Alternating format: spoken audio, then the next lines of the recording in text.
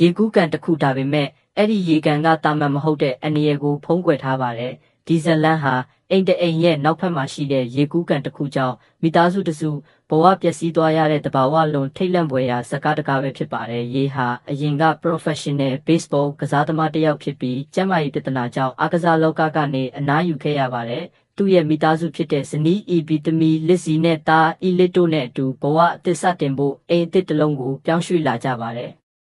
ဒီအိမ်ကိုဝယ်ခဲ့တဲ့အကြောင်းရင်းအကြီးဆုံးကတော့နောက်ဖက်မှာရှိတဲ့ရေကူးကန်ပါပဲရေရဲ့ကျန်းမာရေးကိုပြန်ကောင်းလာစေမယ်လို့ယုံကြည်ခဲ့ကြပါတယ်ရေကရေကူးကန်ကိုအသုံးပြုလာတဲ့အခါကိုယ်အင်အားပြန်ရလာတဲ့အားနည်းမှုတွေလျော့နည်းလာတဲ့ကျန်းမာရေးတဖြည်းဖြည်းကောင်းလာတဲ့မိသားစုအတွက်တော့အရာအလုံးကအဆင်ပြေနေတယ်လို့ပဲထင်ခဲ့ကြပါတယ်ဒါပေမဲ့အဲ့ဒီအချိန်ကစပြီးမကောင်းတဲ့အရာတွေစတင်ဖြစ်ပေါ်လာပါတယ်သူတို့ရဲ့ကြောင့်ပျောက်သွားတဲ့ညဘက်တွေမှာမတိတဲ့အတန်တွေကြားရတဲ့အီလစ်နဲ့လစ်စီတို့ရေကူးကန်ထဲမှာအန္တရာယ်တွေနဲ့ကြုံတွေ့ရတယ်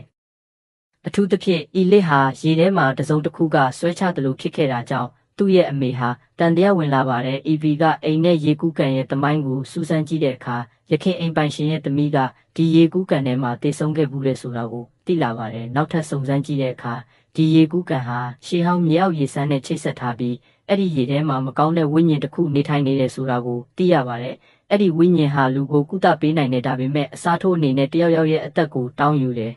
။ရေကကျန်းမာလာတာဟာသူ့သားသမီးတွေကိုအစားထိုးအနေနဲ့ယူဖို့စူးစမ်းနေတာဖြစ်ပါတယ်။နောက်ဆုံးတော့ရေဟာတဖြည်းဖြည်းဝိညာဉ်ရဲ့ထိန်းချုပ်မှုအောက်ဝင်သွားပြီးကိုယ်သားသမီးတွေကိုတော့အနေရဖြစ်စေမဲ့အထိဖြစ်လာပါတယ်။ဒါပေမဲ့နောက်ဆုံးအချိန်မှာဖခင်တယောက်အနေနဲ့သူ့အသိစိတ်ပြန်လဲနှိုးထလာပြီးသူ့အသက်ကိုကိုယ်တိုင်ဆွတ်လွတ်ပြီးရေကူးကန်တဲ့ကိုဆင်းသွားပါတယ်။ရေတည်ဆုံးသွားတဲ့အခါအဲ့ဒီဝိညာဉ်ရဲ့အာဏာလည်းအဆုံးသတ်သွားပါတယ်။ဇလန်းအဆုံးမှာတော့မိသားစုကဒီရေကူးကန်ကိုမြေဖြည့်ပြီးအမြဲတမ်းဖျက်သိမ်းလိုက်ပါတယ်။ဒါဟာအခက်မဲ့ရတဲ့ကောင်းကျိုးဆိုတာမရှိဘူး။တခုရဖို့တခုပြန်ပေးရတယ်ဆိုတဲ့သင်ခန်းစာကိုပြသထားပါတယ်အကယ်၍သင်ဟာရေးရဲ့နေရာမှာဆိုရင်မင်းရဲ့အသက်ကိုစွန့်မလားမင်းမိသားစုကိုစွန့်မလား